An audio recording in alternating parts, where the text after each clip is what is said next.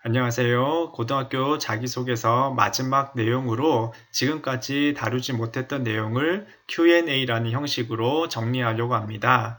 여기에서 나오지 않은 내용은 여러분들이 댓글창이나 이메일 주소로 저에게 보내주시면 제가 답을 하도록 하겠습니다.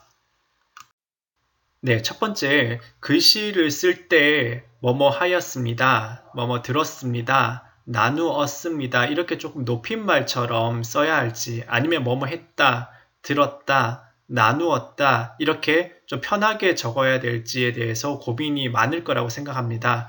결론적으로 말씀드리면 어떤 것으로 적어도 합격하는 데는 상관이 없습니다. 그러니까 하였습니다 해도 합격을 많이 했고요. 뭐뭐 했다라고 해서도 다 합격을 합니다. 그러니까 하였습니다, 들었습니다, 나누었습니다 이렇게 말하면 아무래도 그걸 읽는 분들이 선생님이기 때문에 조금 높임을 한다라는 장점이 있지만 글자 숫자가 좀 많아진다는 단점이 있을 수 있고요.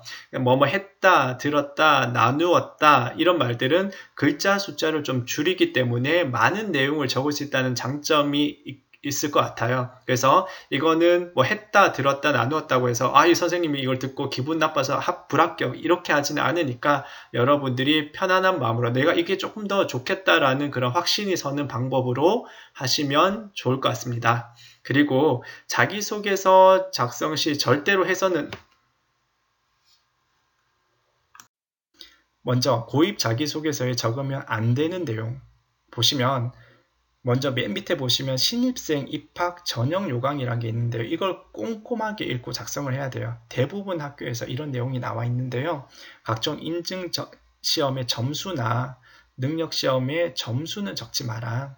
교과목 점수나 석차는 나타내지 말고 교내외 각종 대회 입상 실적, 자격증, 영재교육원 교육 및 수료 여부 이런 것도 안 나오게 나오고요. 지원자 본인을 알 수 있는 이름, 출신 중학교 이런 것도 하면 안 되고요. 부모님이나 친인척의 사회 경제를 지위를 나타내는 내용도 들어가면 안 됩니다. 이런 것들 읽어보시고 감점이 당하지 않도록 주의해 주시기 바랍니다. 두 번째, 자기소개서를 쓰기 전에 미리 준비할 활동을 정리하면 첫 번째는 본인의 꿈과 비전을 구체화하면 좋고요. 구체적일수록 좋고요. 희망 학교에 대해서 조사를 해야 합니다. 그 학교의 교육 이념이 무엇인지, 특색 프로그램이 뭔지, 특징적인 동아리는 뭔지, 어떤 점이 강점이고 약점인지 이런 것들을 조사를 잘 해야 돼요. 봉사활동도 미리 준비를 하셔야 되고요. 독서활동이나 자율동아리, 인터뷰 등 이런 자료들을 갖다가 미리 가지고 있어야 합니다. 그래서 활동을 하기 전에 어떻게 근거로 남길 수 있을지 미리 고민하고 활동을 하면 좋겠습니다. 세 번째, 자기소개서 항목은 변함이 없을까요? 작년이랑 같을까요? 네, 자기소개서 항목은 기본적으로 거의 변하지 않습니다. 자사고, 외고, 국제교의 경우는 교육부의 매뉴얼에서 크게 벗어나지 않고 과학고, 특성화고의 경우는 학교별로 앞에서 본 것처럼 약간의 차이가 있습니다. 근데 같은 학교라면 작년의 소개서가 올해의 자기소개서와 같을 확률이 거의 95% 이상인데 아주 가끔씩 항목을 좀 바꾸거나 새롭게 추가할 수도 있습니다. 앞에서 말했던 자율 동아리는 무엇이고 어떻게 활동할까요? 여러분 그 학교에 들어가면 동아리는 상설 동아리와 자율 동아리로 나눌 수 있습니다.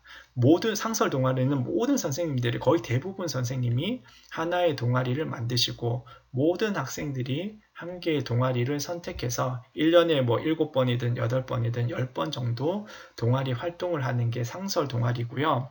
자율 동아리는 학생들끼리 5명이든 10명이든 모여서 자기들이 하고 싶은 주제의 동아리를 개설하고 그 개설되면 담당 선생님이 한 명 정도 들어오셔가지고 같이 지도는 하시지만 거의 대부분은 학생들 위주로 돌아가는 동아리가 자율 동아리인데요. 여러분 자율 동아리가 학생들이 자기소개서를 쓸 때 가장 유용하게 사용할 수 있는 소재이기 때문에 여러분들도 자율 동아리를 한 번 정도는 만드셔서 여러분들이 자기소개서 쓸 때 굉장히 구체적인 소재로 사용하시면 좋겠습니다. 포트폴리오 증빙 서류 제출은 해야 하나요? 특히 특성화 고등학교에서 명시적으로 희망자의 하나여 포트폴리오나 증빙 서류를 면접 장소에서 제출 이렇게 나와 있는 학교들이 있어요. 이거 특성화 고등학교에서. 저는 이 표현을 이렇게 바꾸고 싶어요. 합격하고 싶은 의지가 조금이라도 있는 학생은 포트폴리오나 증빙 서류를 면접 장소에서 제출 이런 표현으로 바꾸고 싶습니다. 가장 좋은 것은 미리 포트폴리오를 오랜 시간 동안 준비하는 거고, 그것이 안 된 학생이라면 며칠간만이라도 노력을 해서 결과물을 제출하는 게 안 하는 것보다는 좋다고 생각합니다. 네, 마지막으로 글자 수를 맞추는 방법과 맞춤법 교정을 어떻게 할까요? 여러분 포털에서 글자 수 세기라고 검색을 하면 글자 수를 알려주는 검사기가 나와요. 그래서 제가 몇 줄을 적고 엔터키를 딱 쳐보면 공백 포함하면 169자, 공백을 제외하면 129자. 우리의 대부분은 아마 공백을 제외하고 1500자 이내일 거니까 그 규정에 맞게 하면 될 것 같고요. 나중에 맞춤법 검사도 한번 해서 맞춤법과 띄어쓰기도 반드시 교정을 하고 내면 좋을 것 같습니다. 네, 지금까지 고등학교 자기소개서에 대한 내용을 영상으로 준비했습니다. 처음 준비하는 거라 부족한 부분이 많습니다.